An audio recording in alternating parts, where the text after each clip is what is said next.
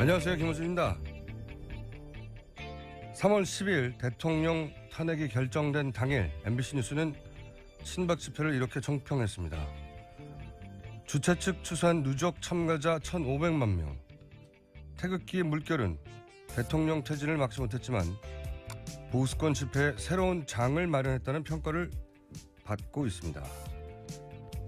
시청 앞에 500만 명이 모였다고 말도 안 되는 과장을 하는 친박 측 추산을 그대로 인용하며 계엄령 선포를 주장하고 헌재와 특검과 언론을 협박하고 언론인들에게 폭력을 행사하고 끝내 3명의 사망자까지 내고만 이 친박 집회를 보수 집회의 새로운 모델로 칭송한 겁니다.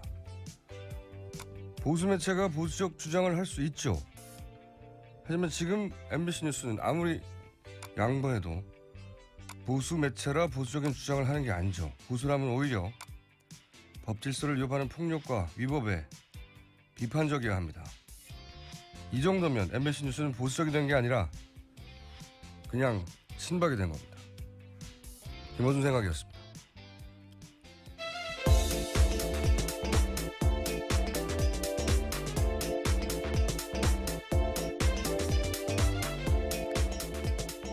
시사인의 김은지입니다. 네. 자, 또 뉴스를 한번 짚어가 볼까요? 어제는 저의 결정적 순간들 네. 해설만 있었고 어제 한 얘기 중에 빠뜨린 게 있어요. 결정적 순간, 결정적 숨어 있는 이 대목도 저는 작용한 것 같아요. 김기춘 전 비서실장이 블랙리스트라고 하는 사건으로 본인은 예상치도 못했을. 네, 그렇죠. 갑자기 구속됐지 않습니까? 김기춘 전 비서실장이 이 정보기관들을 장악하거나 통제하지 못하는 상황. 이것도 저는 대단히 큰 기여를 한 것 같아요. 네. 네, 이재용 부회장 영장 기각되고 바로 김기춘 실장 영장이 나왔죠. 네. 생각해보면 하나하나가 굉장히 중요한 역할을 했는데 그중에서도 김기춘 전 비서실장의 부재. 예, 아주 되짚어보면 중요한 역할을 했다. 눈에 띄는 뭔가가 없었지 않습니까 그때? 네. 제가 그걸 하나 빠뜨렸어요. 네. 자, 새로운 뉴스 뭐가 있습니까? 네, 어제 이정미 재판관의 헤어롤 이야기 한참 했었었는데요. 네. 헌재가 이 헤어롤을 보관하는 방안을 검토하고 있다라는 경향신문 보도입니다. 헌재 관계자가 네. 뉴스 공정을 듣고 있는 것으로 그렇게 보입니다. 강력히 저는 추정하는 바입니다. 물론 그런 생각을 하실 수 있죠. 네, 따로. 하지만 저는 그냥 우깁니다. 뉴스 공정을 듣고 그렇게 된 것이라. 그만한 상징성이 있죠. 헤어롤 자체야 흔한 거지만 사실 그 외국의 박물관 기념관 가보면 아무것도 아닌 물건들 많거든요. 역사적 의미를 부여하면 되는 거니까요. 그렇죠. 예. 너의 이름을 불러주기 전에는 있잖아요. 예, 예. 김춘수 시인의 꽃이 되었네요.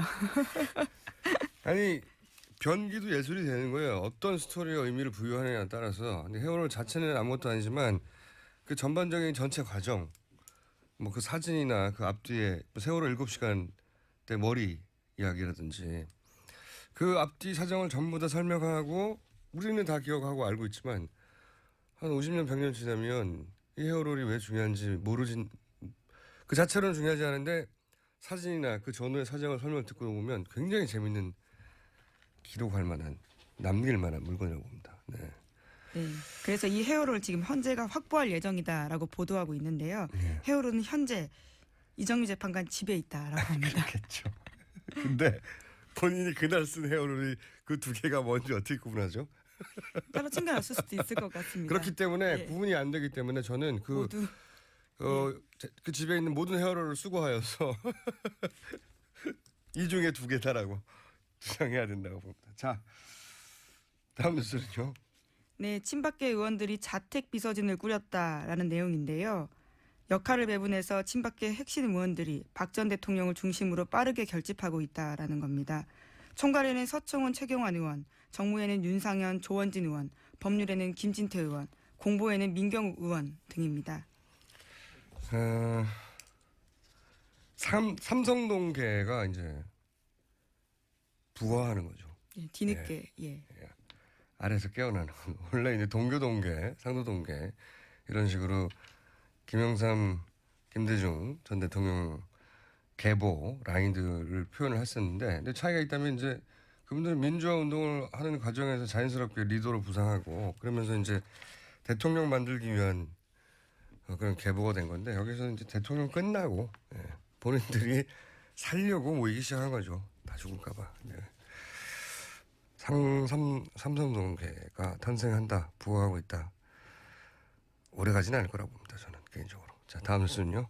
네, 이 중 한 명인 조원진 의원이요. 어제 박 전 대통령 자택을 찾았습니다. 1시간 동안 있다 나왔는데요. 조 의원은 박 전 대통령을 만난 다음에 이렇게 전했습니다. 조금 몸이 안 좋은 것 같다면서요. 다리 발목을 다쳤다라고 근황을 전했고요.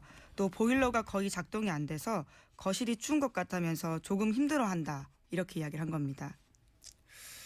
저는 이 뉴스를 보자마자 무슨 생각을 했냐면, 이 대통령, 전 대통령 소환, 수사 이런 얘기 계속 나오지 않습니까? 검찰도 나름의 스케줄을 가지고 있겠죠. 이분이 아프실 것 같아요. 네, 검찰도 그 전에. 이 대목을 주목하고 있다고 합니다. 아프다라는 부분요. 그 전에 뭐랄까요? 이런 거는 전문용어로 약을 친다고 하죠, 미리. 아프실 것 같아요. 예.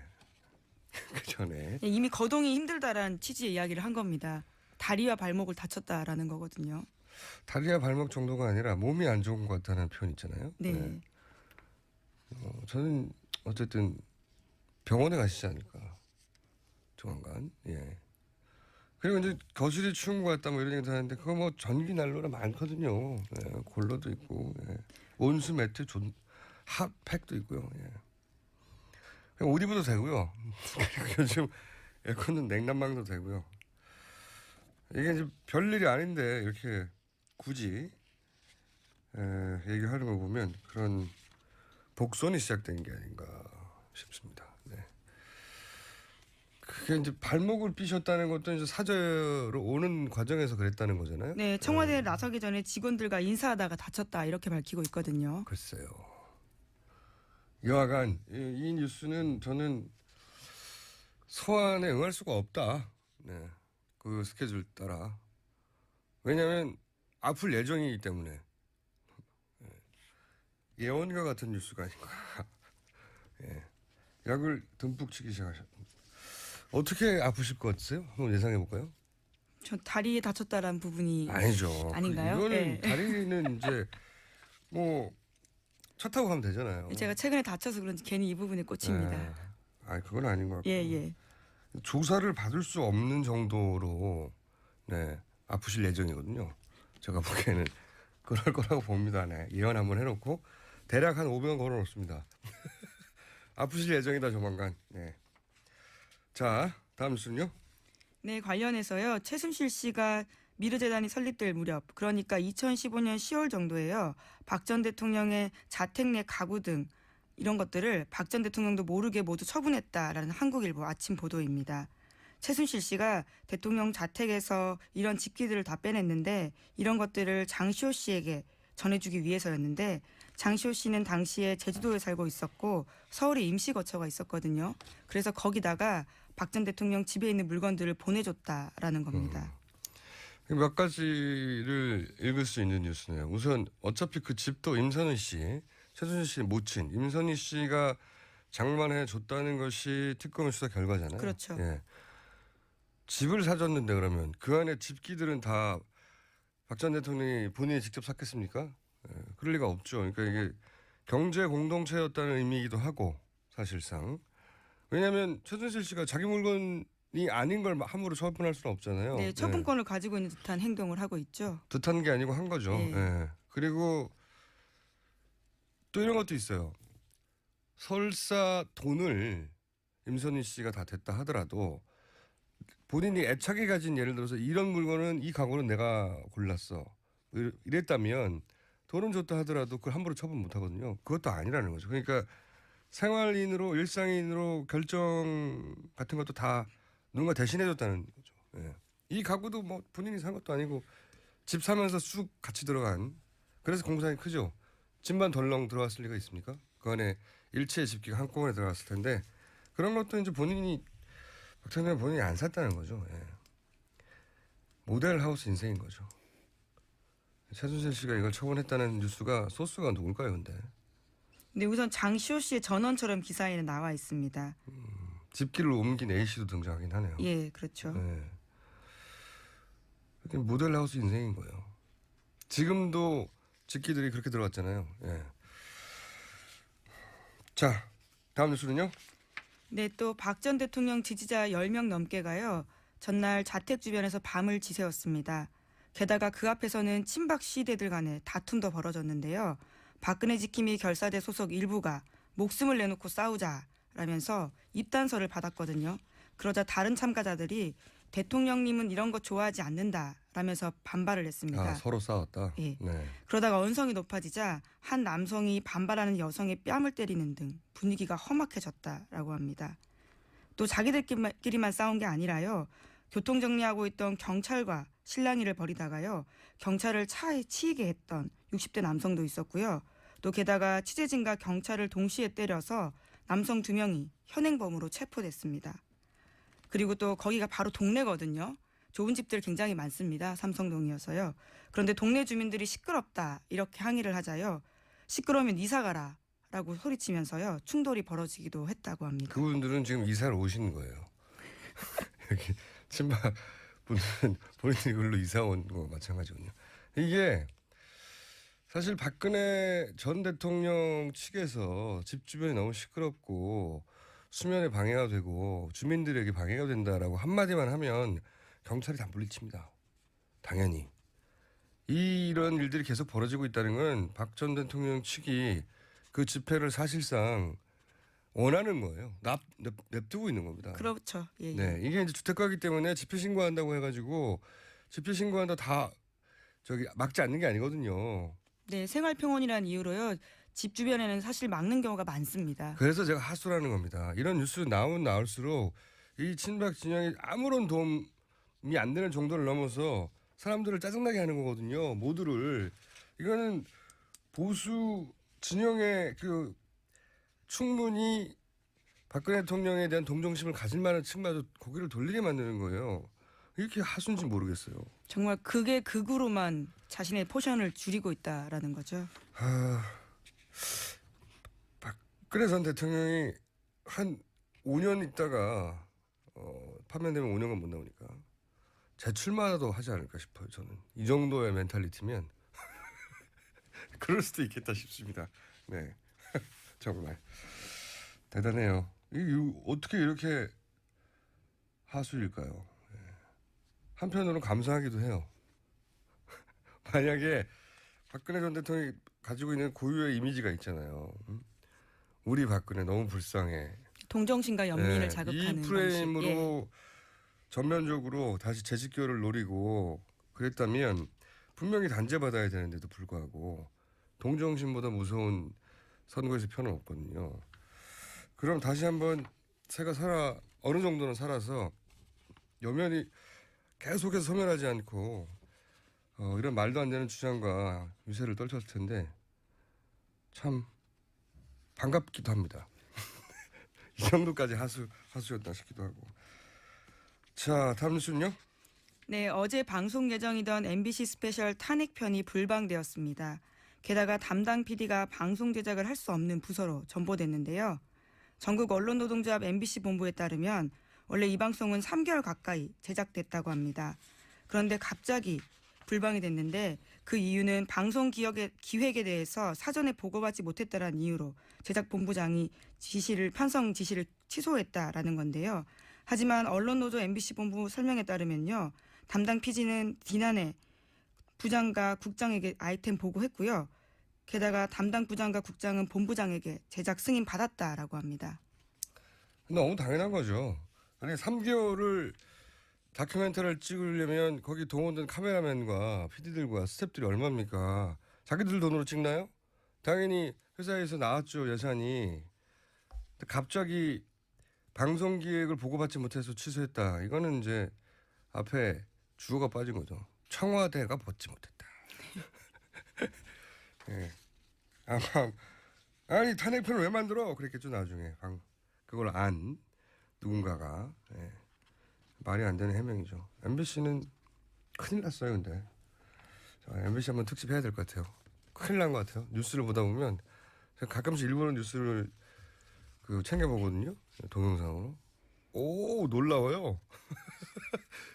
MBC 뉴스의 과거의 애청자로서 우와 탄성을 지르게 하는 뉴스들이 많이 나옵니다. 네. 저희 취재 기자들도 친박 집회 취재 많이 가거든요. 네. 거기서 웬만한 기자들 다 맞거나 쫓겨나거나 박대받습니다. 네. 심지어 조중동과 같은 보수 언론도요. 네. 그런데 유일하게요. MBC에 대해서만 애국 언론이라고 하면서요. 그분들이 자리를 내준다고 보수 합니다. 매체가 아니에요. 이제 네. MBC는 친박 매체라고 현장에서도 인증받고 있고 네. 실제 뉴스 내용도 듣다 보면 우와 하는 소리가 나와요. 네, 그분들 표현으로는 애국 매체라고 합니다. 이거 화가 난다거나 왜 쟤들 왜 저래 이게 아니고 우와 막 일어서서 박수 칠 때도 있습니다. 저는. 그래 기왕 가는 거 그 정도까지 해야지 이런 박수를 칠 때도 있어요. 자 다음 뉴스는요. 네, 화이트리스트 관련된 뉴스입니다. 특검이 박찬호 전무 등 정경련 관계자로부터요. 허현준 청와대 행정관이 A4 용지에 지원해야 할 단체 이름과 금액을 써와서 으름장 놓듯이 지원을 요구했다라는 진술을 확보했다는 한겨레 신문 보도인데요. 네, 단체 이름. 예. 어버이연합 엄마부대 그런 데겠죠. 그렇죠. 그런 구구단체입니다. 네. 구체적으로 요구한 사항들이 나온 거죠 또. 네. 이건 뭐 특수본에서 이제 수사하겠죠. 네. 어버이연합 엄마부대 분들이 왜 그렇게 열심히 저희 사무실 앞에도 많이 오셨거든요, 이분들이. 네. 하지만 공장장 얼굴을 알아보지 못한다라는. 아니 그래서 한번 얘기 들었잖아요. 저하고 왜 오셨냐고 토론하고 그랬다고 막 김호준 나쁜 놈이라고 막. 제가 설득될 뻔했다고 그랬잖아요. 자 다음 뉴스는요. 네, 어제 최순실 씨 형사재판에 김종 전 차관이 증인으로 나왔습니다. 김종 전 차관은 여기 나와서요. 2015년 박근혜 전 대통령 지시로 박상진 삼성전자 사장을 만났고 그 이후부터는 박 사장이 2, 3개월에 한 번씩 자신에게 정유라 씨에 대한 지원 사항을 설명했다라고 증언했습니다. 그러니까 삼성 사장이 김종 전 차관에게 정유라 씨에 대한 지원 사항을 주기적으로 보고했다는 거잖아요. 그렇죠. 이렇게 하고 있다고. 삼성전자 사장이 왜 개인 정유라 지원을 문체부 차관에게 주기적으로 설명을 했겠어요. 대한민국 선수들을 이렇게 지원하고 있다. 이것도 아니고 선수들 몇 명인데요. 오로지 정유라 개인에 대한 지원 사항을 보고했다는 거잖아요. 예. 이랬다는 거는 이제 김종 차관한테 알려지면 최순실한테 올라간다는 걸 알고 있었다는 거죠. 그리고 최순실한테 가면 박근혜 전 대통령한테 간다는 것도 알고 있었다는 거죠. 삼성은. 그러니까 김종동 차관한테 삼성전자 사장이 왜 정유라 관련 보고를 문체부 차관한테 합니까? 말도 안 되는 거죠. 네. 자, 굉장히 재미있는 뉴스네요. 근데 이런 식으로 보고를 받았군요. 매번 직접 만나지 않고 2, 3개월에 한 번씩 주기적으로 보고할 사항이 있었나 보죠. 김종 전 차관에게 삼성전자 사장이 보고를 했다. 재밌습니다. 김종 전 차관이 이렇게 증언했다는 거죠. 예. 자, 다음 뉴스는요.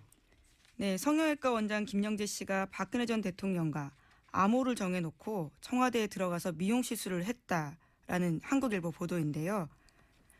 이영선 경호관이 김영재 씨에게 전화해서 대통령이 상담을 원한다라고 말하면 보톡스 시술을 원한다라는 뜻이라고 합니다. 또 대통령이 불편해한다. 대포폰으로 했잖아요. 대포폰으로. 예, 그렇죠. 예. 이중 보안 철저한데요, 보안이.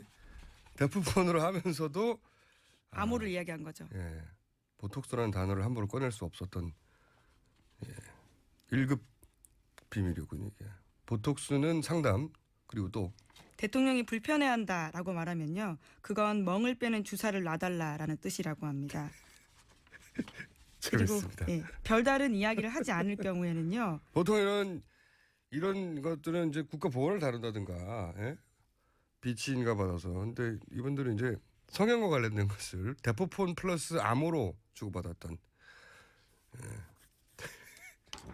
재밌습니다. 그리고요. 예, 별다른 말을 하지 않을 경우에는요. 들어가서 김영재 씨 사업과 관련된 이야기나 혹은 일상 대화 또는 기도를 했다라고 합니다. 재밌네요. 그리고 또 시술에 필요한 주사기는요. 사전에 관저에 보관해 두기도 했고요. 또 히알라제라고 해서 멍을 빼는 주사약이 있거든요. 그것도 관저에 두고 왔다라고 합니다. 자주 있었다는 얘기죠, 이게. 예, 이런 일들이. 그러니까 아예 놓고 다니는 거 아닙니까? 예, 거기에. 김영재 씨가 인정한 것만 오해인데요. 아마 그 이상으로 보입니다. 그러니까요. 예. 오해면은 뭐 1년에 한 번 정도밖에 안 했다는 얘기인데 그러면은 이렇게 놓고 다닐 리가 있나요? 이런 뉴스를 보면 청와대에서 이게 대량 구매했던 각종 약품들 있지 않습니까? 무슨 마늘 주사니 무슨 백옥 주사니 그거 다 청와대 직원들이 나눠 맞았다고 그러고 말도 안 되는 소리인데 그 말도 안 되는 소리를 약이 너무 많으니까 할 수 없이 그렇게 거짓말을 했는데 이게 전부 대통령 본인의 피부 미용을 위해서 청와대 예산으로 그런 약들을 샀다고 강력하게 의심할 수밖에 없는 정황인 거죠. 예. 다른 것들은 놓고 다녔고. 아, 참. 자, 다음 수는요. 네, 우병우 전 민정수석의 아들 우아무개 씨가 미국으로 출국했다라고 합니다. 지금 검찰 조사 받아야 될 상황인데요. 나가버렸고요. 검찰은 법무부에 입국 시 통보 요청을 했다고 합니다. 입국 통보. 예. 저랑 그 주진우 기자랑 이런 거 받을 때 있어요. 입국 통보 들어오면 출국 금지가 되신 적은 없으신가요, 혹시? 출국 금지 되기 전에 나갑니다. 저는. 아, 네. 입국 통보라는 게 이제 이런 거거든요. 들어오는 대로 부르려고 하는 거거든요. 예. 입국 통보. 굉장히 반감된 단어 입국 통보. 네. 오늘 여기까지 하겠습니다. 네. 시사인의 김은지였습니다. 감사합니다. 첫 번째 인터뷰 시간입니다. 제19대 대통령 선거 예비 후보자로 선관위에 가장 먼저 등록한 분은 누굴까요? 오늘 그분이 나오셨습니다. 안녕하세요. 네, 안녕하세요. 심상정입니다. 네.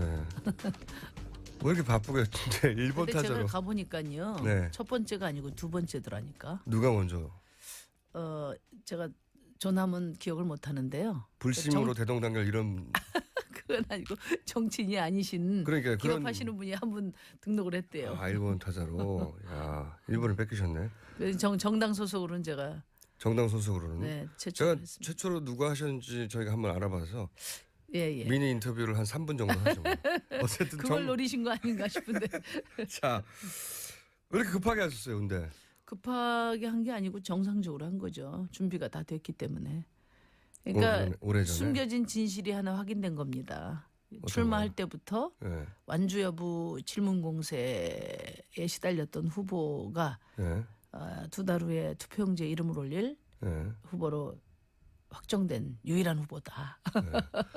그게 정의당에 그만큼 후보가 없었다는 뜻 되는 거 아니에요? 아니죠. 그만큼 이제 아니면 너무 마음이 급했다. 꼴찌였어, 지지율이. 꼴찌는 아니지. 꼴찌 아니고 제 뒤로도 수두룩 있어요. 그러니까. 지금 이제 원내 정당 막 중에. 지금 몸풀 그 지지율이 몸풀기에 들어간 것 같습니다.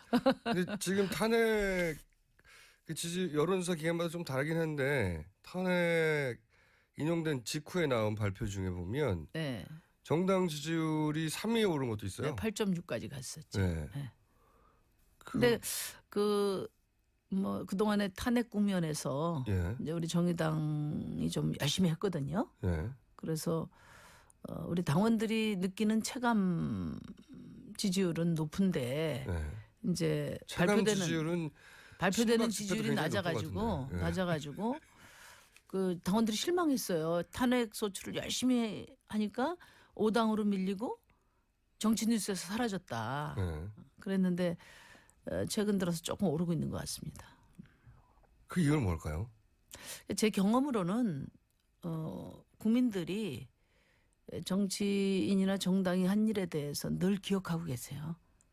그리고 필요할 때는 꺼내 쓴다. 네, 꺼내 쓰시죠. 지금 이제 탄핵이라고 꺼내실 때가 하는 됐다고 봅니다. 탄핵이라고 하는 그 위중한 상황에서는 챙겨줄 여력이 좀 없었는데, 예.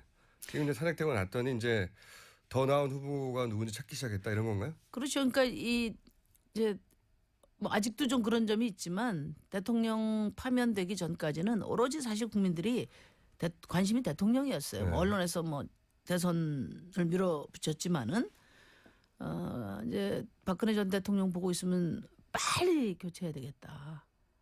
이런 이제 정권 교체 열망이 유력 정주인데 이제부터는 아마 본격적으로 촛불 요구를 실현할 수 있는 그런 정권 교체, 그런 정치 구도, 그런 대통령 후보 유심히 따지게 될 겁니다. 그전에는 빨리 파면을 요구하다가 이제는 빨리 수사를 요구하지 않을까요? 또다시 박근혜 전 대통령이 뉴스에 초점이 되지 않을까요? 이제 뭐 그렇게 되겠죠.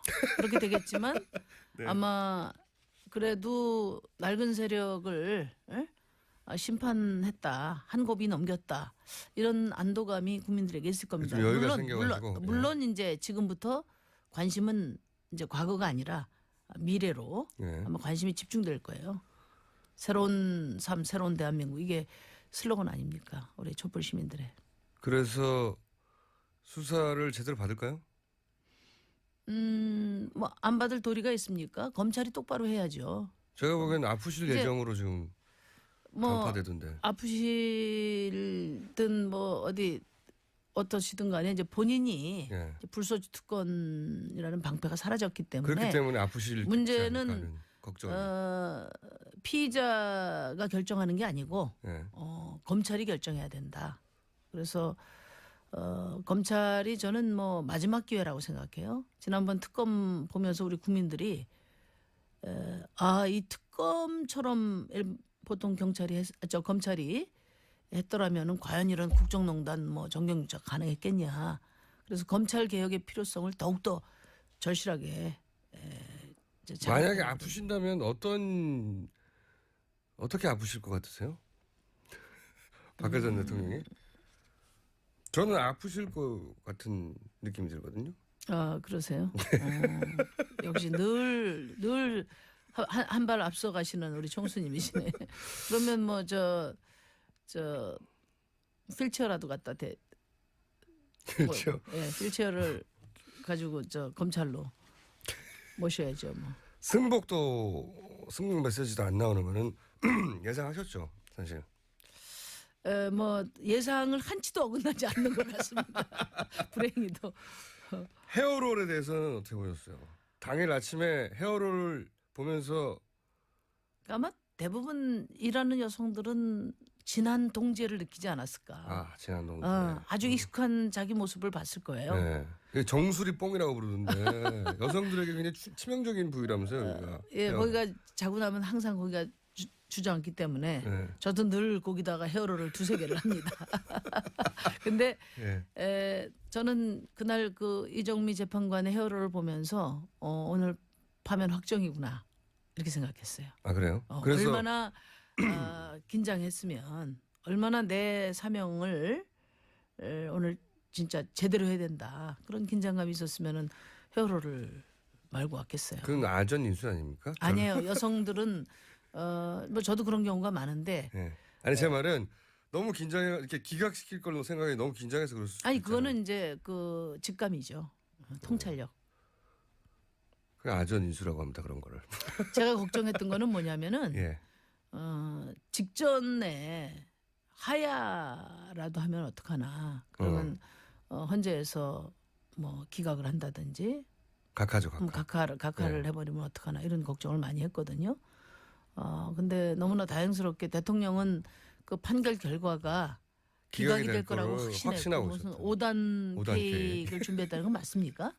제 첩보에 의하면 확실히 믿을 만한 사방팔방에 흩어져 있는 저희 점조직 첩보원들이라면 그러니까 그분이 아직까지도 자신이 무슨 일을 했는지를 모르는 거예요.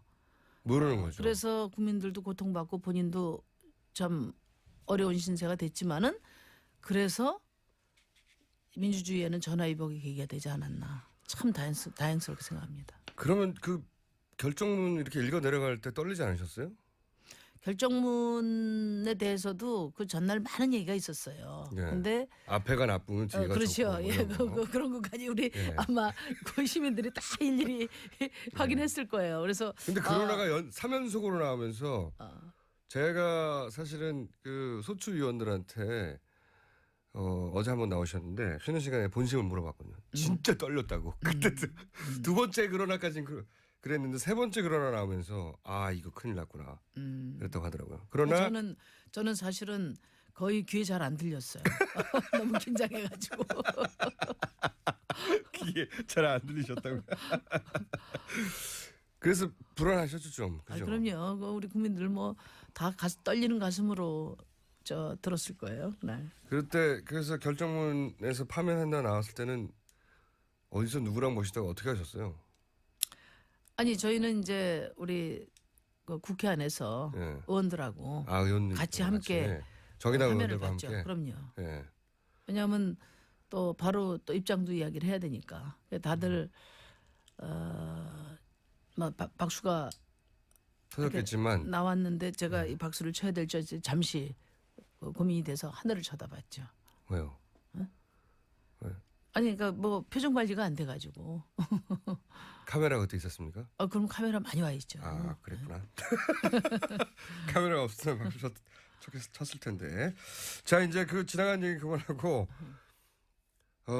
지금 정국을 좀 짚어볼게요. 이제 5월달에 대선 아닙니까? 네.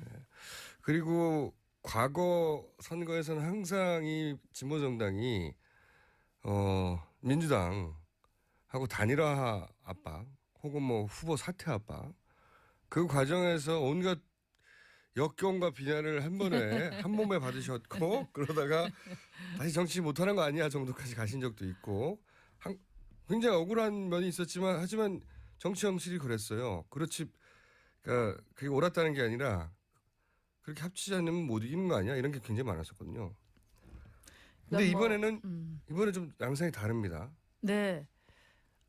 이번에는 뭐 제가 늘 말씀드렸지만 국민들이 그 수구 보수 세력들을 퇴출시켰죠. 그러니까 이제 권력을 다투는 지위에서 이제 끌어내렸고 정권 교체는 저는 구분응선을 넘었다. 그리고 이제는 자신의 삶을 바꾸는 대한민국에 우리 국민들이 관심을 집중하고 있기 때문에 민주화 이후에 최초로 대한민국 미래를 놓고 야당들 간의 진검승부가 벌어지는 그런 선거다. 그리고 여기서 야당은 어디까지가 포함되는 겁니까?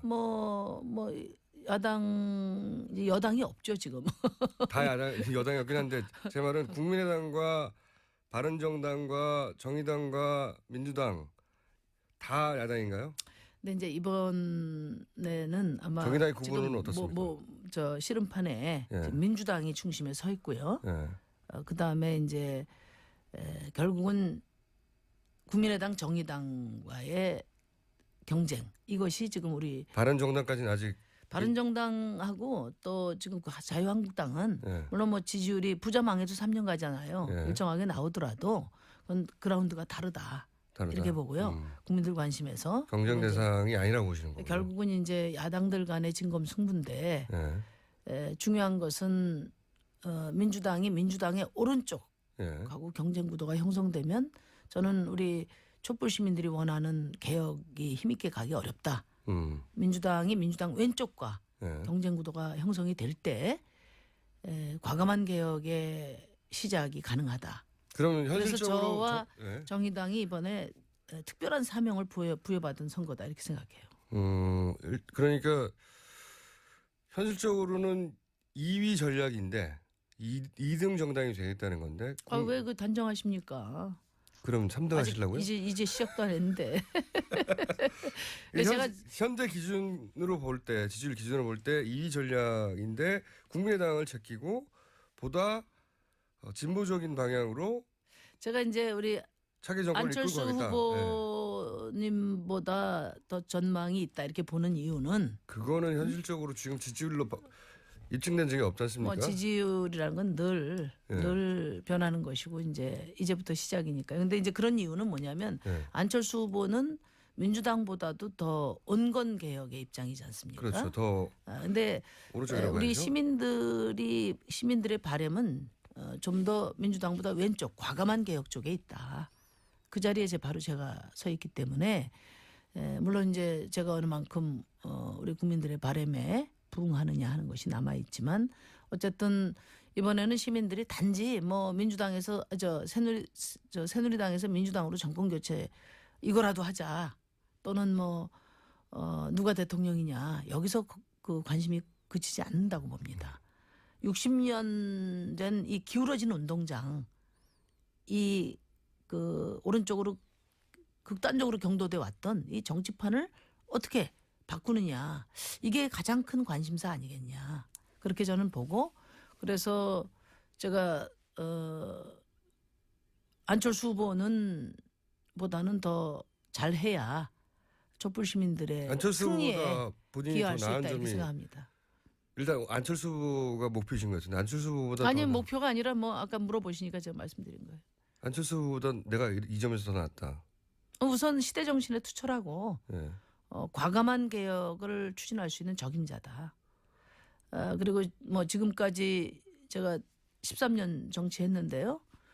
그 13년 진보 정치의 과정이 기득권 세력에 단호히 맞서왔던 그런 시간이었기 때문에 앞으로 개혁이라는 건 결국은 기득권과의 싸움이지 않습니까? 기득권에 휘둘리지 않고 과감하게 밀고 가는 그런 개혁의 추진력이 필요한 리더십이다. 그러면 헌재 결정 직후에 가장 먼저 하신 일들 1, 2, 3번이 뭐예요? 헌재 결정 직후에. 헌재 탄핵 직후에 예. 우선 촛불 시민혁명을 계승해서 예. 국민 주권, 예. 인간 존중, 그러니까 제 말은 노동의 가치를 하는 예. 민주공화국 선언을 했죠. 제 말은 그 말로 한 거 말고 실제로 행보가 그 첫 행보들이 어떤 거였습니까? 예를 들면 뭐 문재인 전 대표는 팽목항에 간다든가 각자 본인이 생각하는 가장 중요한 아젠다를 저희는 이제 토요일 날 예. 그러니까 토일 이틀 동안 우리 당의 각 지역위원장, 지역위원회 운영위 대의원까지 전부 예. 모아서 워크숍을 했습니다. 예. 촛불 시민 항쟁을 어떻게 개성할 것인가, 이번 대선에 어떻게 임할 것인가, 우리 태세를 먼저 좀 확고히 하고요. 예. 그리고 이제 그런 우리 당적 결의를 바탕으로 해서 이제 제가 어제 그 예비 후보 등록을 하고 예. 세월호 합동 세월호하고 예. 한상균 민주노총 위원장을 이제 면회 갔었죠. 그 의미는 뭡니까? 우리는 우선 저는 어떻게 읽어야 됩니까? 그거? 박근혜 탄핵과 세월호는 뗄래야 뗄 수 없다. 그러니까 맞습니다. 박근혜 대통령의 비극은 예. 2014년 4월 16일부터 시작됐다. 저도 그렇게 생각합니다. 물론 뭐 절대로 거슬러 최순실과 관계가 베이스지만 절대로 숨길 수 없는 그 철저한 무능을 숨기려다가 또 달아날 수 없는 책임을 달아나려고 하다가 계속 또 사태를 어그러뜨렸죠. 그렇죠. 그래가지고, 세월호 때문에 예. 블랙리스트라는 것도 등장했고요. 그렇죠. 그때 블랙리스트도 예. 등장했고요. 그래서 제가 이제 박근혜 전 대통령이 내려갔기 때문에 예. 이제 세월호를 끌어올려야 된다. 박근혜 대통령은 파면됐지만 예. 세월호는 아직 바닷물 속에 있다. 예. 이게 아직 아무것도 이제 해결되지 시작이다. 않았어요. 예. 그런 그런 각오로 의미고. 했고요. 어제 유가족들 뵀는데 많이 섭섭하셨던 것 같더라고요. 그 헌재 판결문에 그 부분이 인용되지 않은 거죠. 세월호 예. 7시간이 빠졌기 때문에 그래도 제가 말씀드렸어요. 국민의 마음 속에서는 대통령 파면의 사유가 세월호다. 저도 그렇게 생각합니다. 네. 사실은. 이게 나라가 아니거든요. 네. 아직도 바닷속에 있어요. 맨날 거짓말만 하고 인양을 아직도 못하고 지금 말이 됩니까? 3년이 됐는데 거의. 그러니까 여기서 중요한 것이 늘 퇴진까지, 예? 그러니까 과거에 보면 직선제까지 이렇게 이제 우리 민주항쟁 했을 때 그랬지 않습니까? 근데 이제야말로 우리 국민들이 내 삶을 바꾸는 그런 촛불을 다시 시작할 거라고 봐요. 그게 이번 대선의 성과로 나야 이제 이게 우리 이제 새로운 대한민국이 시작되는 거죠. 김종인 전 대표는 출마할까요? 뭐 지금 하시려고 탈당하신 거 아닙니까? 김종인 전 대표는 왜 나오시는 걸까요? 본인 지지율이 그렇게 나오지 않을 거라는 거를 모르지는 않으실 것 같은데. 다 이제 뭐 어르신들은 예. 다 자신으로 보는 세계관에 대한 말을 이렇게 어렵게 하십니까? 아니 뭐 왜 나오시는 잘못하면 겁니까? 아니 후보 등록하셨다가 말을 조심하시는 거 아니에요? 김종인 대표는 왜 출마하시는 겁니까? 아니 저는 제 제3지대 예. 제3지대 개헌을 고리로 한 제3지대에 관심을 갖는 분들은 대통령에 관심을 갖는 분들은 별로 없는 것 같고요. 예. 대체로 다 총리 워너비들이 아니신가 그런 생각이 본인 듭니다. 개인의 지지율은 낮지만 국회의원 사이에 조정 능력이나 본인의 입지로 생각할 때 그 내각제가 구성되거나 혹은 개헌이 돼가지고 분권형이 돼서 국회의원들이 뽑을 때 자기가 되지 않겠냐 이런 생각으로 나온다는 거죠. 그러니까 이제 이번 대선이 아니고 예. 3년 개헌이 된 후에 후에. 예. 본인들 계획으로는 이제 3년 후에 그럼 김종인 전 대표는 본인이 왜 총리가 될 수 있다고 생각하실까요? 아니 이제 그분은 그런 전망을 제시해서 총리 워너비들을 제3지대로 모으시려고 하는 거죠. 그래서 이번에 대통령을 해보겠다 이런 그러면 생각이 아니신가? 유의미한 역할을 해낼 거라고 보십니까? 의미 있는 지지율이 나오거나? 저는 쉽지 않다고 보고요. 네. 이미 제가 썰전 때도 그런 말씀을 드렸는데 국민들이 판을 흔들고 있는데 지금 60년 대한민국 정치판이 요동을 치고 있는데 거기서 기울어지는 운동장에서 쓰던 기술들 과거 기술들은 가지고 네. 하다가는 이제 다 되치기 당하는 거죠. 황교안 대행은 출마합니까? 황교안 대행은 출마 못할 거라고 봅니다. 하면 어떻게 하시려고요? 하면 뭐 좋은 거 아닌가요? 아니 너무 솔직히 얘기했나? 근데 좋은 거 아닌가요? 그 양심이라는 게 있는 거죠. 양심이라는 게 도리라는 게 있고 지금 탄핵된 정부의 2인자잖아요. 네. 사실은 황교안 총리도 이미 탄핵된 거나 다름없습니다. 그러니까 최소한의 지금 선거 관리 잘 하고 이제 가시라 이런 건데 본인으로서는 이제 그렇게 되면 패족 총리로 남을 가능성이 크니까 출마하지 않고 이렇게 이 정부와 함께 마감되고 나면 검찰의 수사대장이 될 수도 있잖아요. 물론이죠. 그러니까 오히려 정치적으로 살아남기 위해서 혹은 그 이유를 생각하기 위해서라도 출마해야 되지 않을까요? 물론 이 자유한국당의 요청도 있을 것이고요. 지지율도 한 10% 정도 선을 계속 유지하고 있고요. 그러니까 근데 황교안 총리가 그렇게 천지분간을 못하는 사람이라고 생각은 안 듭니다. 왜냐하면은 말을 이렇게 막 하십니까? 그러면 남은 천지분간이 못하는 사람이 되는 거잖아요. 저는 황교안 권한대행이 네. 최소한의 어떤 양심과 도리를 잊지 말고 권한대행을 마무리하기를 바랍니다. 그 국민의 하여튼 간절한 바람이죠. 그분들끼리 생각하는 그분들 나름의 도리가 또 있을 테니까요. 저는 가능성이 개인적으로 높다고 보긴 합니다만 하여튼 나오면은 감사하게 생각하신다는 거죠. 본인이 황교안 대행이 후보가 되면 황교안 대행 정도는 내가 이길 수 있다고 생각하시는 거예요? 지금은 이제 보수를 지지했던 분들이 지금 어디 마음 둘 데가 없으시잖아요. 그렇죠. 네, 그러니까 황교안 총리로 이렇게 지지가 몰리는 건데 이제 대선 주자로서의 황교안이 과연 말이 되나 이런 생각을 당연히 하시지 않겠어요? 네.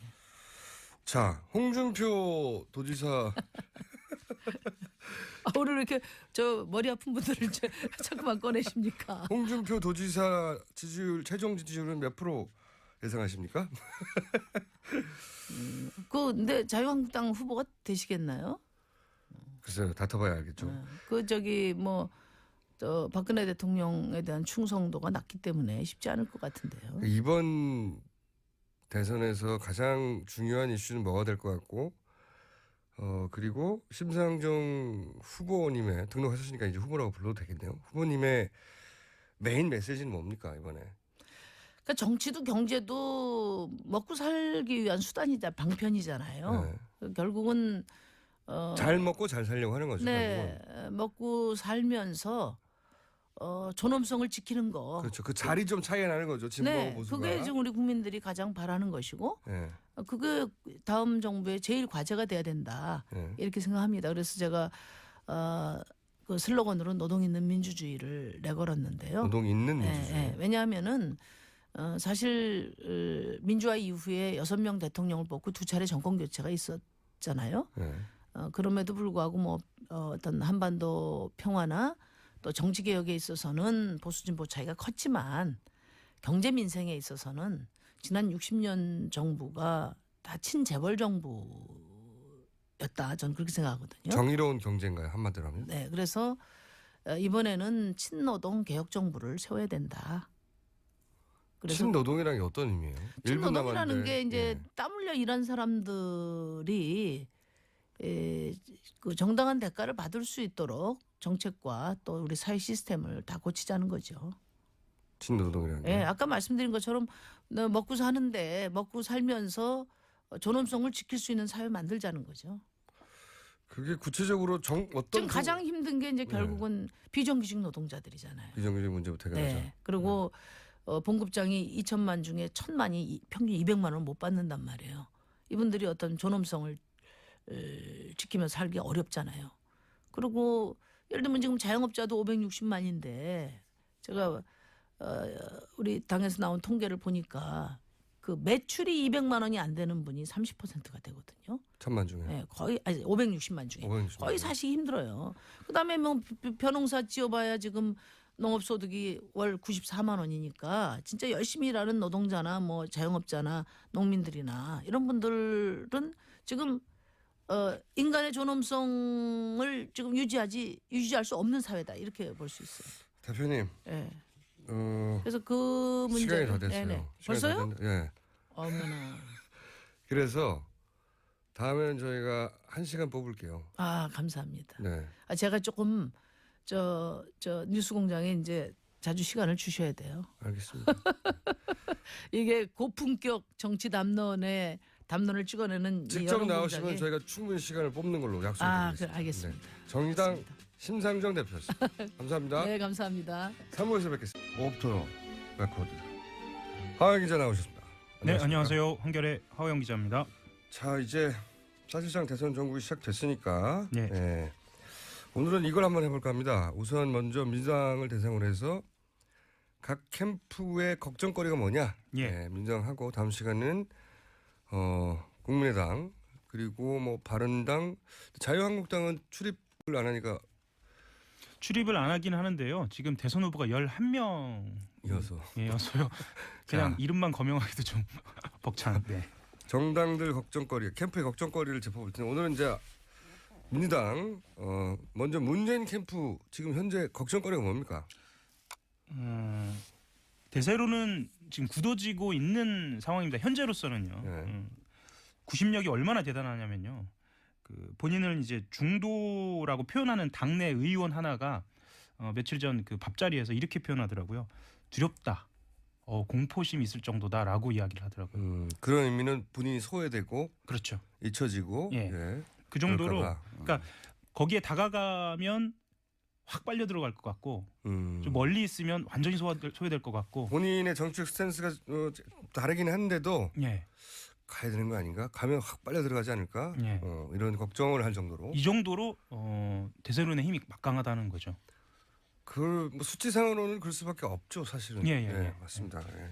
그리고 특히나 이제 박근혜 전 대통령이 불복을 하고 있는 상황이기 때문에 그 구심력, 그러니까 빨아들이는 힘이라는 게 더 대단한 거죠. 박근혜 전 대통령이 야당의 선거를 더 주고 있어요.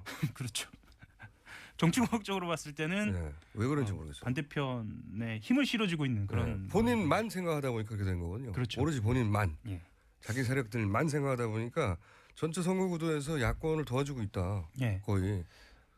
상황이 이렇다 보니까 좀 답이 뻔할 수는 있겠는데 문재인 전 대표 자신 그리고 캠프 그 자체에 실수만 없으면 이대로 60이 지나는 거 아니냐. 자살골 넣지 말자는 예. 게 강하다. 예. 그러다 보니까 각종 이게 선거 국면에 대한 항상 구설이 있거든요. 그렇죠. 언제나. 근데 예. 구설에 대한 반응 정도도 다른 캠프보다 훨씬 즉각적이고 또 강한 것 같아요. 그렇죠. 왜냐하면 기자들이 더 섬세하게 들여다보기 시작했어요. 원래 뭐 1등 후보는 보수 후보가 됐건 진보 후보가 됐건 항상 공격을 제일 많이 받는 건 당연하니까요. 예. 그리고 지금 모든 캠프를 통틀어서 캠프의 시스템을 들여다보는 곳은 그곳 한 곳밖에 없어요.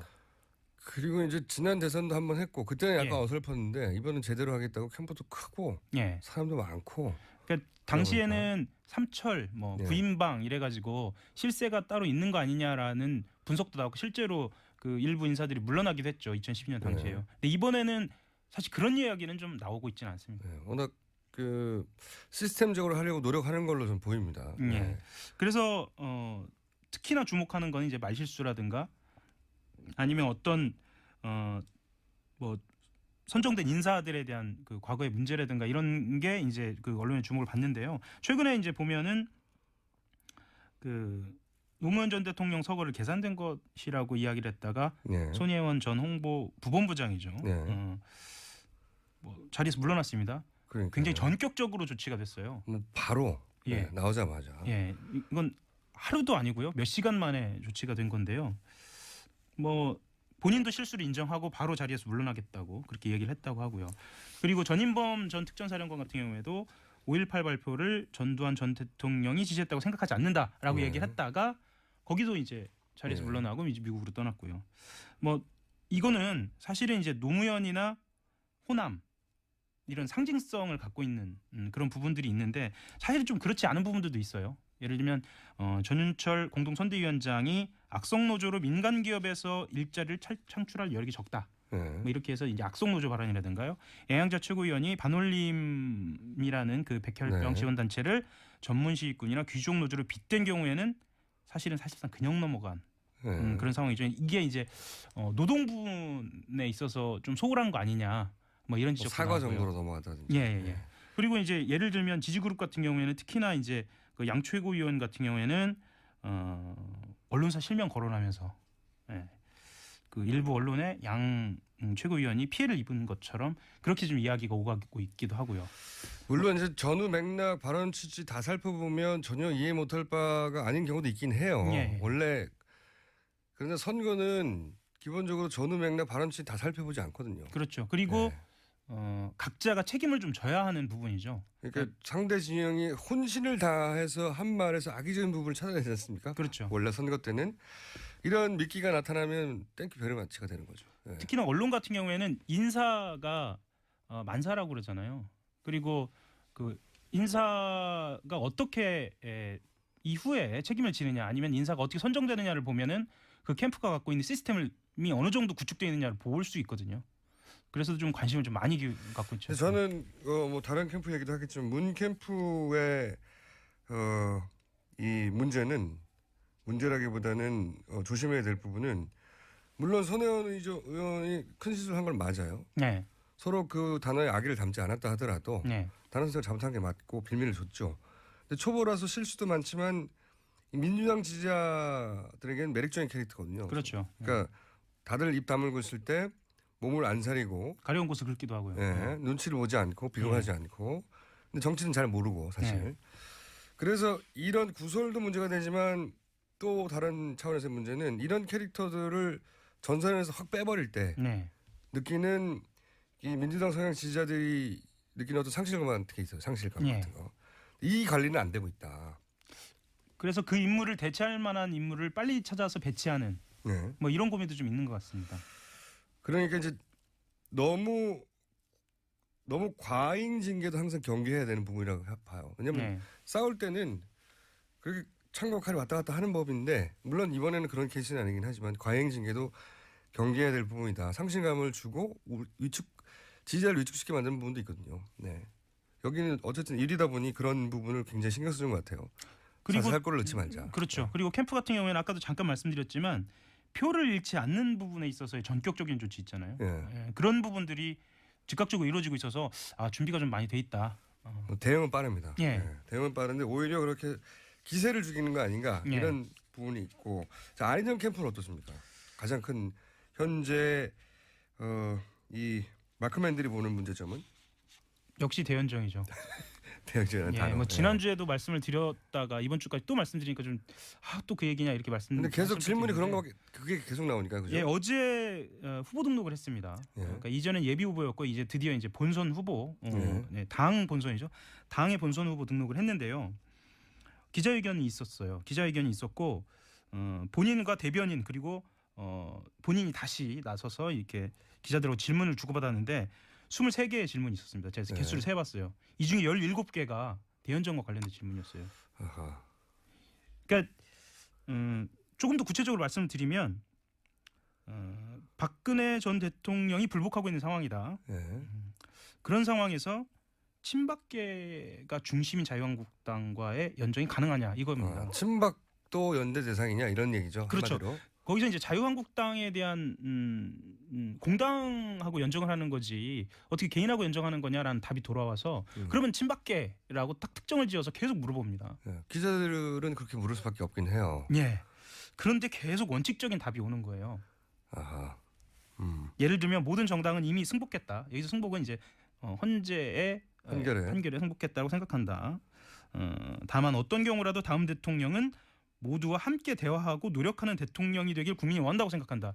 이제 본인의 스탠스를 이야기를 하는 거죠. 본인의 기본 철학이죠. 예. 예. 근데 그 중에서도 그러면 친박계도 포함되느냐는 콕 집어서 이제 되묻는 질문에 는 모든 정당은 이미 승복했다고 생각한다. 아, 라고 이제 답변이 오고 구체적으로 좀 쉽게 설명을 해달라. 왜냐하면 기자들 같은 경우에는 다음 날 요즘 모바일로 많이 보시잖아요. 예. 제목을 뽑고 싶거든요. 네, 모바일로 보고 그 짧게 가고 간명하게 예를 들어서 간결하게 가야 박근혜 전 대통령은 제외라든가 이런 말을 듣고 싶은데 친박계 의원들은 제외라고 제외. 예, 듣고 예. 싶은데 안희정 도지사가 그 답을 원하는 걸 몰라서가 아니라 그렇죠. 예, 본인이 이때까지 주장했던 일관된 철학과 어떻게 조화롭게 이 말을 할지 아직 준비가 잘 안 된 거죠. 준비가 안 됐다라기보다는 그런 말을 좋아하지는 않는 것 같아요. 결론적으로는 예를 들면 배제한다든가. 예, 그런 말을 좋아하지 않고 또 이렇게 그 쉬운 말 이런 말보다 개념어를 좀 좋아하는 성향이 있는 것 같아요. 이건 좀 고쳐야 할 것 같습니다. 그건 어차피 그분 제가 고쳐야 한다는 표현은 제가 정정하겠습니다. 제가 네. 뭐 후보한테 고친다는 표현 틀린 것 같고요. 그분이 스타일이 그런 데를 어떻게 해요? 예, 그분의 스타일이라는 겁니다. 그것이 예. 그 시대에 맞으면 그게 먹히는 거고요. 네. 지금 현재 시대에 잘 안 맞으면 계속 이런 질문을 받겠죠. 그러니까 기자단의 분위기는 이렇습니다. 그러니까 이 후보가 정말로 말이 안 통하고 말이 안 될 것 같다면 질문을 안 하거든요. 그러니까 이게 분기점에 와 있는 거예요. 이 대답이 해결이 되면 뭔가 그 다음 단계로 넘어갈 것 같다는 질문의 어떤 의미가 있기 때문에 기자들은 계속 물어보는 겁니다. 그건 뭐 기자들로서는 묻지 않을 수가 없고 네. 그리고 안희정 도지사는 본인의 철학에 베이스한 네. 어떤 이게 전략이 아니다. 이 네. 시점에. 원래 이런 말을 예전부터 했었어요. 그렇죠. 예. 철학에 베이스한 답변이기 때문에 그 답변을 기존에 유지했던 스탠스하고 다르게 할 수가 없는 거죠. 예. 근데 여기서 디테일하게 들어가서 더 그럼 친박계는 어떻게 하냐는 부분에 대해서는 답을 해야 되는데. 그래서 준비가 돼야 결국은 되는데. 또 이렇게 이야기는 했습니다. 이게 마지막 답, 그러니까 질문하고 답이었어요. 17번 중에 마지막. 예, 마지막. 계속 비슷한 질문을 여기저기서 하니까. 예. 공론의 대상이 될 수 없다고 이런 식으로 얘기를 한 거죠. 이게 무슨 말인지 몰라가지고 그러니까 대연정 대상이 될 수 없다는 거냐라고 얘기하니까 당연하죠 이렇게 얘기한 거예요. 그러니까 결국에 이렇게 쉽게 얘기할 수 있는데도 그렇군요. 예 그렇습니다. 예. 기자들이 17번을 걱정거리입니다. 예. 질문해서 예. 근데 캠프 내에서는 이런 화법이나 이런 센스가 앞으로 이제 본격적인 그 경선과 대선 국면, 특히 민주당 내 경선 국면에서 민주당 지지자를 설득할 수 있을까 걱정하는 거죠. 일단 그 후보 주변에서는 간명하게 가자라는 건 분명하게 얘기하고 있습니다. 하지만 후보한테 맡기자. 이건 정면 돌파하자. 후보가 예. 후보 스타일이 그런데 그건 바꿀 수가 없어요. 그렇죠. 예. 예. 철학도 그렇고. 예. 하여튼 그게 캠프의 걱정거리다. 네. 이 질문이 20몇 개 중에 17개니까요. 예. 계속 걱정거리가 되겠네요. 그리고 한 가지만 더 말씀을 드리면 지금 지지율이 쭉 빠지다가요. 예. 약간 반등하기 시작했거든요.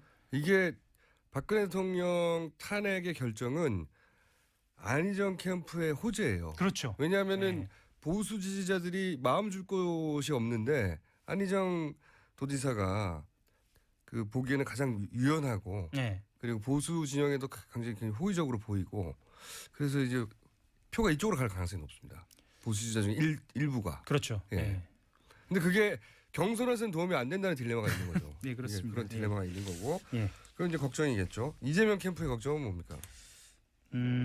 뭐 아이러니한지 잘 모르겠는데 문재인 캠프의 걱정거리가 좀 비슷해요. 그러니까 후보 자신의 걱정거리예요. 왜냐하면 본인이 지금 10% 그러니까 10%대의 지지율을 갖고 있거든요. 그러니까 예. 그것하고 조금 안 될 때도 있고 그걸 넘을 때도 있고요. 예. 근데 이것에 대한 대우를 받고 있지 못해요. 이건 객관적인 상황이에요. 그러니까 10% 후보에 걸맞는 언론의 주목이나 예. 걸맞는 당의 지원이나 당의 지원이나 또는 지지 그룹이나 뭐 세력, 세력이나 소위 말해서 국회의원들 캠프에 어느 정도 그렇죠. 참여한다든가. 예. 그러니까 본인이 10% 지지를 유지하는 후보에 걸맞는 대우를 못 받는다. 그렇죠. 한마디로 이건 예. 피해의식인데 일종의 제가 피해의식이라고 얘기를 해도 되는지 잘 모르겠는데 현실 인식이기도 하고 그게 예. 현실이기도 하고 그 예. 현실로부터 피해를 받는다고 생각하니까 피해의식이 맞죠. 그렇죠. 그런 의미의 피해의식은 맞죠. 예.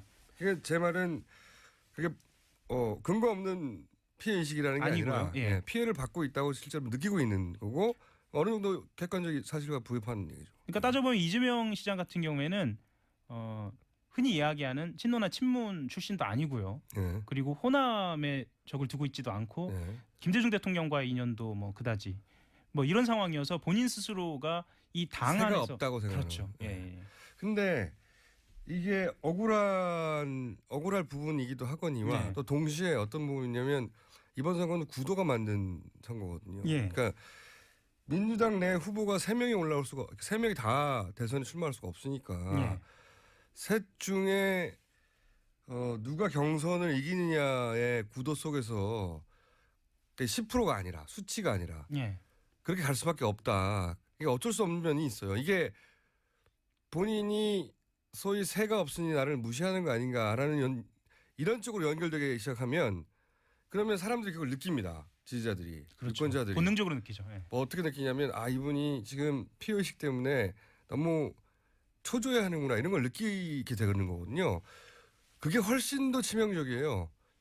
이 언론이나 또는 당의 지지를 실제로 제대로 못 받는다 하더라도 그거보다 더 치명적인 건 후보가 그걸 느껴서 그게 막 행위에 드러난다 행동에. 근데 이제 캠프 그게 더 내부에 치명적이에요. 있는 그 참모진 같은 경우에는 수는 적지만 굉장히 영민한 부분이 있습니다. 그래서 이게 이제 맞는 판단인지 아닐지는 이제 지지자들이 판단을 할 문제인데 예를 들면 대화의 스타일이나 그 강연의 스타일이 많이 바뀌었어요. 아 그래요? 부드럽게? 아니요. 그럼요. 오히려 반대로. 더 강하게? 예. 음. 이거는 이제 판단의 영역으로 좀 남아 있는 것 같습니다. 그러면 안희정 그 도지사와의 차별점을 거기서 찾을 수도 있죠. 예. 예. 그래서 확실한 이등 전략. 경선 내에서 2등. 예. 예. 지지율은 약간 떨어지더라도 예. 안희정 도지사의 지지율이 어차피 경선 내에서 표로 연결되지 않는다고 생각하고 예. 야권 지지자를 결집시키는 전략으로. 예. 그러니까 문제는 이 구도가 만들어져서 10%입니다 불구하고 민주당 후보가 3명이나 되는데 유력한 후보들이 10%대가 예. 넘는 후보들이 3명 다하게 골고루 갈 수가 없으니까. 예. 그렇죠? 그래서 한 가지만 좀 더 그래서 만들어진 그렇죠. 그래서 만들어진 약간의 그 뭐랄까요? 무시라고 느끼는 예. 덜 관심인데 이걸 피해식으로 연결하면 그리고 그걸 후보의 개인기로 극복할 수 없거든요. 예. 없습니다. 초조해하지 말았으면 좋겠어요. 제가 예. 보기에는. 그래서 좀 저는 한 가지만 좀 말씀을 드리고 싶은 게 지금 아까 뭐 말씀드린 그 대세론이 영향이 있는 건 사실인데 조금 더 들여다보면 굉장히 지금 재밌는 구도에 와 있습니다.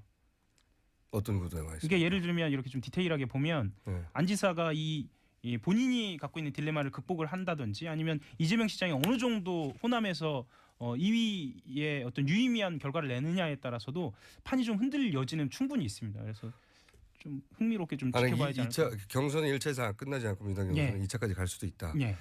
그게 민주당한테는 나쁜 일도 아니죠. 사실. 그렇죠. 지금 같은 구도에서는. 네. 근데 어쨌든 각 캠프는 각각의 고민을 안고 있고요. 예. 그 고민이 적진 않다. 네, 다들 그렇죠. 예. 지지율은. 어쨌든 민주당 캠프의 걱정만 다룰 일은 아니고 예. 네. 국민의당도 걱정거리가 요즘 많아요 보니까. 거기 심각하죠.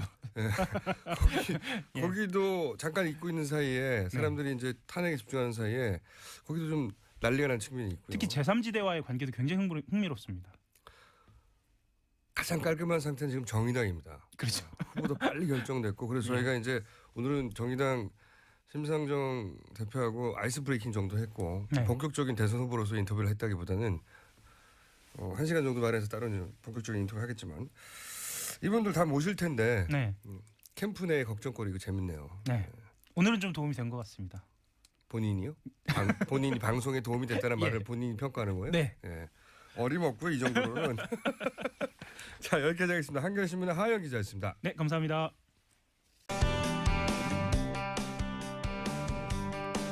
신캠퍼스 설립을 반대하면서 시작된 서울대 학생들의 본관 점거가 지난 주말 종료됐습니다. 학교 측의 무력 행사로. 왜 이런 일이 벌어지고 있을까요? 서울대 본부 점거본부. 네, 그렇군요. 서울대 본부를 점거하는 본부의 이시연 정책팀장 연결되어 있습니다. 안녕하십니까? 네, 안녕하세요. 네. 그 서울대에서 그 점거한 학생들을 소화전 물을 끓여다가 뿌려서 이렇게 해산을 시켰네요. 그죠? 네, 맞습니다. 네, 다친 분들은 없고요. 일단 첫 번째로 소화전을 첫 번째로 이제 학생들 끌어낸 건 소화전을 이용해서는 아니었고요.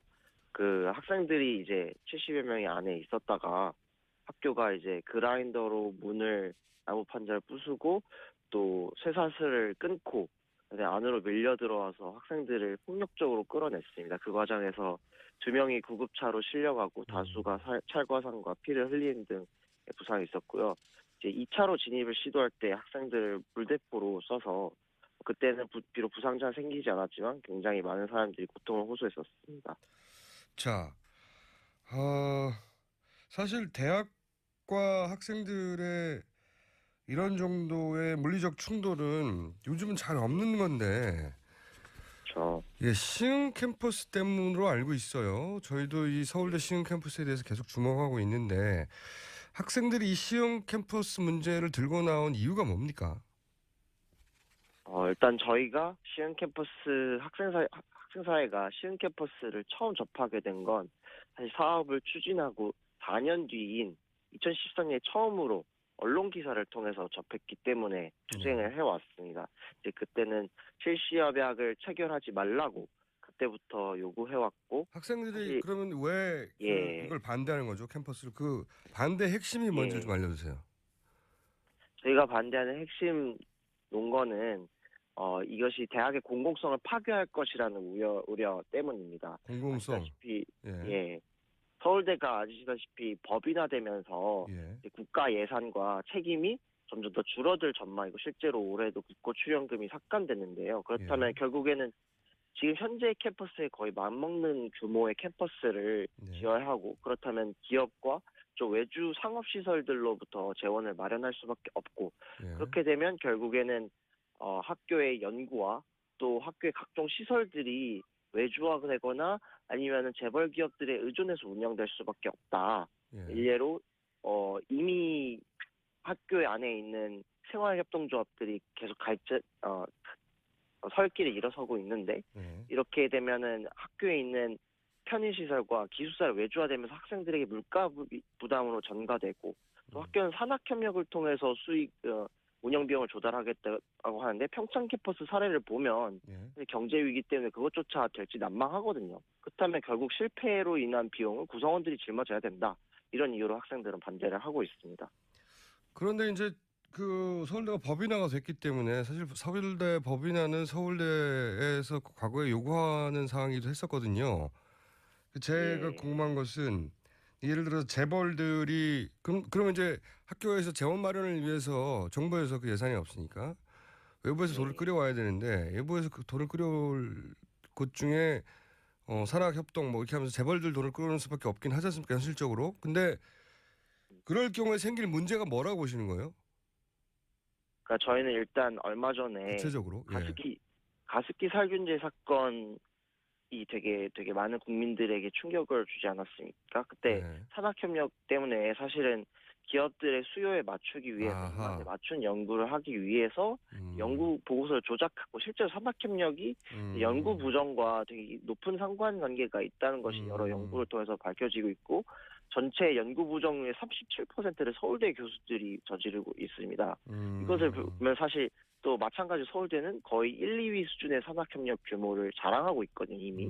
근데 평창 캠퍼스 전체를 만약에 산학협력을 통해서 운영을 하게 된다라고 하면 굉장히 연구가 심각한 연구의 자유에 아하. 침해가 생겨날 거라고 보고 있고, 뿐만 아니라 사실 기업들에 의존을 하게 되면 의존을 해서 사실 캠퍼스를 운영할 수밖에 없게 되면 아까 말씀드렸듯이 편의시설과 이제 기숙사 같은 게 외주화되면서 학생들에겐 등록금 인상, 사실상의 등록금 인상과 같은 효과로 이제 피해가 전가될 것이다라고 보고 있습니다.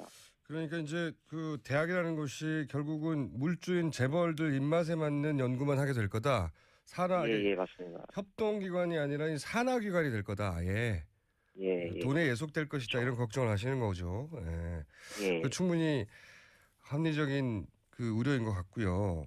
대학이라는 곳마저도 이제 자본 논리에 따라서 대학 그 재벌에서 하라고 하는 연구만 하게 될 거다. 뭐 맞습니다. 그럴 것 같고요. 그리고 그 성낙인 총장 퇴진 운동을 하는 이유는 뭡니까? 저희가 성낙인 총장을 퇴진을 요구하게 된 계기는 지난 토요일에 3월 11일 있었던 폭력 진압과 물대포 사용으로 인한 강제 해산에 굉장히 많은 학우들이 분노를 했고, 그래서 성낙인 총장은 더 이상 서울대 구성원을 대표할 자격이 없다라고 판단하고 총장 퇴진 운동을 시작했습니다. 그래서 벌써 사실 4,000명 가량의 그 학부생들이 서명에 참여했고, 졸업생들도 1,000명 이상 일요일이 지난 뒤 한 이틀밖에 안 됐는데도 참여한 상황입니다. 그렇군요. 이게 대학을 장사하는 곳으로 만드는 데 대해서 반대하는 것이고, 총장이 이런 요구를 학생들을 폭력적으로 진압하는 데 대해서 퇴진 운동을 하시는 거고, 그렇죠? 예. 들어올 시설 중에 학생들이 반대하는 것도 있습니까? 이런 시설이 들어온다니 말이 안 된다, 이렇게? 그렇죠. 시흥 캠퍼스 사실 어떤 게 들어올지 학교는 한 번도 구체적인 계획을 안 밝혔었는데, 저희가 본부를 점거하고 나서야 발견한 문건에 의하면 호텔, 그리고 대학에 호텔을 지어요? 노인을 위한. 잠깐만요. 예, 맞습니다. 대학에 호텔을 지어요? 그러니까 학생들이나 학부모나 교수들을 위한 게 아니라 그냥 일반 호텔이에요? 예, 그렇죠. 이제 막 학교에서 누구 유명 인사를 초빙해 오거나 뭐 할 때 그 사람들 투숙시키기 위한 용도로 사실 호텔을, 그런 목적을 내세워서 예. 호텔이 있고요. 또요? 네, 호텔과 이제 지역의 고소득층 노인을 위한 이제 실버타운을 계획 중이었고요. 실버타운을 왜 대학 안에다 짓습니까? 예, 그래서 학교가 이제 학생들을 위해서 사실 공간이 필요하다라고 이야기하는 명분은 사실 되게 말이 안 되고요. 실상을 보면은 이 엄청난 운영 비용을 어떻게 조달할까 골머리를 싸맨 끝에 결국에는 돈벌이가 되는, 사실 대학이 할 짓이 아닌 사업들을 기획하고 있었던 거죠. 실버타운을 서울대 캠퍼스 안에 짓고 호텔을 짓는다고요? 예, 맞습니다. 숙박업인데요. 그럼 기획부동산인데요, 보니까. 아하. 그렇죠. 그러니까 지금 그 학생들의 학업과는 전혀 무관한 시설물들이 들어오고, 또 그 재원은 기업들, 재벌들한테서 받고, 그래서 학교 시설도 부적합한 시설이 들어오지만 그 돈도 자본의 논리에 따라서 움직일 테니 그 돈을 받게 되면 대학이 아니라 이제 대학마저도 자본의 산하기관, 재벌의 산하기관으로 전락하게 될 거다. 교수들도 연구도 그렇게 되게 될 거고. 근데 이거를 폭력적으로 진압을 했다. 이런 얘기군요. 그렇습니다. 사실 이번에 행정관 소위 이사 명분이 행정관 직원들이 임시로 근무하고 있는 곳에 이제 20억 원짜리 정부 재정 지원 사업이 들어올 거다라는 것이었는데요. 20억 원짜리 사업을 위해서도 이렇게 폭력적인 진압을 감행하는 학교가 과연 1조 8천억 원이라는 사업비가 들어간 시흥 캠퍼스가 지어지면은 앞으로 그 세부 추진 계획할 때 이거 돈벌이를 위해서 필요하다 하면 얼마나 또 더 비민주적으로 강행을 하겠습니까? 그래서 저희는 시흥 캠퍼스는 돈벌이를 위해서 지어지는 것일 뿐만 아니라 이를 위해서 학생들의 민주주의까지도 이제 말살시킬 정책이다, 이렇게 보고 있습니다. 알겠습니다. 오늘 여기까지 듣고요. 이 사태가 어떻게 전개될지 모르겠는데 전개되는 과정 지켜보면 저희가 계속 연결해 보겠습니다. 관심을 끊지 않고. 오늘 말씀 예. 감사합니다. 예, 감사합니다. 네. 그럴 계획이 아니었는데 슬그머니 고정이 점점 되어가는 분입니다. 네. 진실탐사그룹 기자와 사진기자와 변호사와 경찰과 이런 분들이 잔뜩 모인 이상한 그룹입니다. 셜록의 이명선 기자님 나오셨어요. 안녕하세요. 네, 안녕하세요. 네. 이게 이제 스리슬쩍 고정이라고. 네. 근데 한 오늘과 다음 주 정도까지는 아마 지켜보겠다는 게 저희 제작진들의. 네. 이번에 좀 어려운 주제를 시키시더라고요. 어쩐지. 자, 이번 주제가 이때까지 해왔던 연장선상이긴 하지만 별도 취재가 필요했던 네, 네. 예, 종편의 패널들에 네. 관한 이야기. 네. 사실 종편을 보시는 분들은 패널들을 보면서 감탄하기도 하고 욕을 하기도 하고 좋은 의미로든 나쁜 의미로든 네. 대단히 인상적으로 봅니다. 총수님이 자주 보신다고 들었습니다. 저는 자주 봐요. 재밌어요. 아니 어떻게 저기서 저런 논리가 나오지 하는 굉장히 네. 재밌게 봅니다. 저는. 네. 예. 그래서 참고용으로 재밌게 보는데. 네, 네. 자, 종편이 생긴 지가 벌써 4년, 5년, 6년인가요? 6년째죠? 6년째. 네. 그런데 이제 종편 패널의 특징은 첫 번째는 목소리가 크고요. 그렇죠. 예. 실제 목소리가 큽니다. 목소리 큰 분들이 살아남더라고요. 네.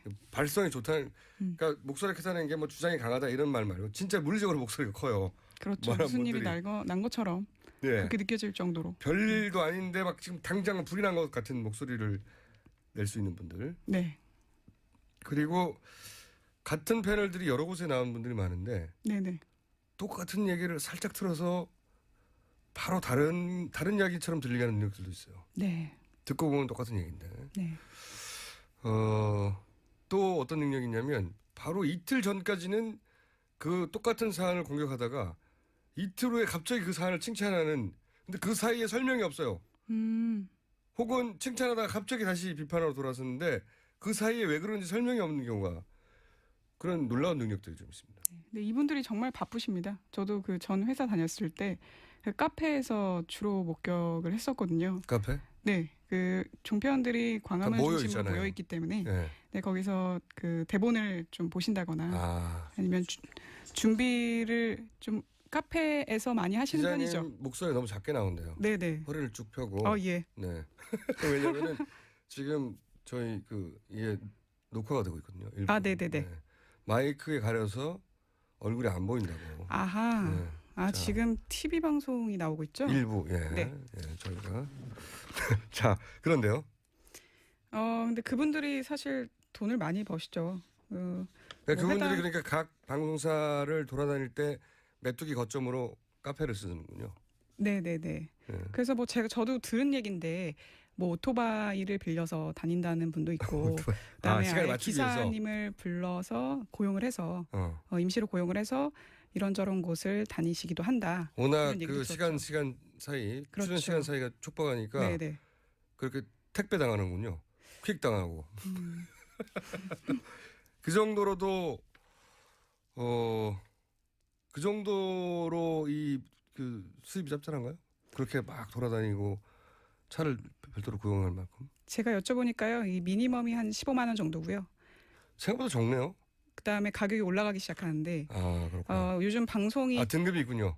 70분 정도 되는 것도 있잖아요. 그러니까 길이에 좀 비례하는 것 같습니다. 그래서 방송 길이가 좀 길면 20만 원. 그리고 또 만약 고정을 약속받았다. 그럼 가격을 올리거나 또 이제 주필 출신이다. 그렇게 되면 이제 우리 식구니까 또 약간 올려주는 경향이 없지 않아 있다. 15만 원 선에서 시작하는 거군요. 네. 그래서 이 사람이 나올 때 시청률이 잘 나온다면 또 올라가는 거고, 그렇죠? 네, 인지도가 올라가고, 뭐 하여튼 그렇게 해서 쭉쭉쭉 패널들 사이에서는 자기들의 출연료 등급을 서로 모르겠군요. 그렇죠. 올려달라는 분들도 있다고 하더라고요. 여쭤보니까. 그렇고 이분들의 저는 대본이 좀 궁금해요.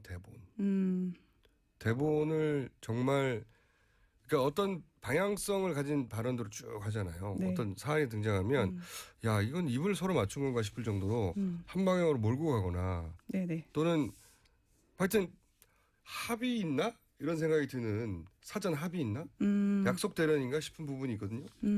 이게 사실 좀 구조적인 문제인 게 TV조선이나 채널A 같은 곳은 그 이른바 조중동이라고 불리는 보수 신문사 예. 출신의 부장들이 CP를 맡는 경우가 많습니다. 그러니까 신문사 출신들이. 네, 예. 책임 프로듀서를 맡고 있죠. 그러니까 이분들의 입김이 당연히 크게 작용하게 되고 아하. 그래서 보수적으로 흘러갈 수밖에 없는 상황이고요. 그다음에 또 제가 궁금한 건 이런 거예요. 네네. 그러니까 거기 보수 패널을 불렀으면 당연히 보수적인 발언을 할 텐데 네. 제 말은 보수 패널도 다 생각이 다를 수 있는데 네네. 한 방향으로 쫙 몰려가는 느낌이 있거든요. 근데 그게 어느 정도 사전에 약속된 것인가 그게 궁금합니다. 제가 그거는 사실 좀 많이 캐물었는데 네. 그러니까 답을 정하는 건 본인들은 본 적이 없다라고 했는데요. 근데 네. 질문지 자체가 일종의 그 보수적으로 흘러갈 수밖에 없게끔 짜여있기 때문에 그렇구나. 예, 질문지에서 그렇게 흘러갈 수밖에 없다고 그렇게 많이 좀 질문지가 해줬죠. 그런 가이드라인 역할을 하는 거군요. 예. 이 사람들은 나쁜 사람이죠? 뭐 이렇게 예를 들면 묻는다든지. 저도 한 번 그 종편에서 앵커 비슷한 걸 해봤습니다. 시사 프로그램을 진행해봤었는데 한 번. 네. 근데 그때도 저는 이제 뭐 막내나 다름없기 때문에 그 질문지를 보고 있는 수준이었는데요. 근데 세월호 전국이 좀 한창 진행되던 시절에도 좀 유병언에만 너무 초점이 맞춰져 있다 그렇죠. 보니까 네. 뭐 거기서 갑자기 또 무슨 팽목항 얘기를 한다거나 하는 건 좀 결에 안 맞았어요. 네. 대본이 아예 그렇게 대본이 이렇게 있으니까. 그렇죠. 제 입장에서는 그렇게 보였고 그다음에 그거를 이제 처음에 아이템 선정하고 패널을 정하는 과정에서는 뭐 일종의 판이 짜여진다 이렇게 단정 지을 수는 없지만 어쨌든 뭐 윗선의 입김이 작용할 수밖에 없다라고 봅니다. 이쪽 구성을 할 때도 네. 보수적인 패널을 구성하지만 네. 그 패널들과 함께 토크를 진행할 때 질문지 자체가 그 패널로부터 요구하는 답변이 애초에 본인들이 원하는 게 담겨 있기 때문에 그 안에 거기를 벗어나는 답을 하지 않으니까 다 같이 몰려가는 분위기다. 그리고 이제 방송국이 내게 이런 걸 요구하는 거라는 걸 바로 캐치하겠죠. 그런 분들도 있겠죠. 근데 그게 싫어서 또 나가시는 분들도 제가 통화를 했는데요. 아 그래요? 네네. 왜 그 이유가 뭡니까? 좀 구체적으로. 자기는 YTN을 위주로 나간다 이렇게 얘기를 하시더라고요. 근데 그 이유가 종편에서 원하는 그 패널이 목소리 크고 약간 너무 비논리적이라도 분명한 노선으로 얘기하길 바라는데 그렇죠. 사실 자기 입장에서는 그렇게 얘기할 수 없다. 이제 데이터를 근거로 팩트를 근거로 얘기를 해야 되는데 그러다 보니 자기를 안 좋아하더라. 그래서 그럴 바에 이제 안 나가는 게 자기 좋겠다라고 생각하셨다고 하더라고요. 종편에서는 약간 근거가 미약해도 강하게 얘기하길 원하고 분명하게 얘기를 원하는데 본인처럼 이렇게 데이터로 설명하고 이러면 싫어하더라. 네. 그리고 패널 선정에 있어서도 제가 전화해본 뭐 PD나 작가 같은 분들은 그 최소한 기계적인 균형을 맞추기 위해서 진보 패널을 좀 찾으려고 하셨다고 해요. 근데 이제 밑선에서 어느 정도 좋아하는, 선호하는 패널이 있고 아닌 패널이 있다 보니까 또 그 선호하는 패널들을 부르다 보니 이미 이제 테이블에 앉아야 꽉 찼죠. 네, 꽉 찬 거죠. 이 패널을 예를 들어 CP나 그 윗선에서 좋아한다. 네네. 저 사람 나오는 걸. 근데 그런 사람만 안 치고 보니 더 이상 자리가 없어서 그렇죠. 그런 경우도 있고. 그 TV조선 같은 경우에는 뭐 이렇게 표현했는데요. 사공이 많아서. 사공이 많아서. 네, 그 윗분들의 말들을 한 번씩 듣다 보면 자기의 자율권이 많이 없었다. 뭐 이렇게까지 얘기했습니다. 그리고 제가 또 이 종편 방송의 특징이라고 생각하는 건 뭐냐면 근거를 제시하지 않아요. 많은 경우에. 예를 들어서 이제 제가 컷 하나 들어보겠습니다. 네. 10일 토요일에 3차 촛불 집회에서 보면 대부분 자발적으로 참여했던 사람들에는 죄송합니다 보수가 더 많습니다. 근거가 있나요? 있죠. 네, 보수 세력이 더 많이 참가했다는? 예. 있어요? 어떤 겁니까? 제 눈입니다. 저 그날 여러 차례 걸쳐서 가서 다녀보면 알아요. 알겠습니다. 그리고 이거는 황태승 평론가님 개인 의견이라는 점 일단 밝혀주세요. 그것이 정의당. 네, 황태순 정치평론가의 이제 물론 항상 그렇다는 건 아니에요. 그렇죠. 문제의 발언들이 있다는 건데요. 네. 지금 들으신 내용은 그 작년 11월 15일 그 MBN 뉴스 특보에서 나온 황태순 정치평론가의 발언이었고 근데 소위 태극기 집회라고 이제 부르기 시작한 저는 친박 집회라고 부르는데 네네. 친박 집회가 시작될 즈음이었는데 맞아요.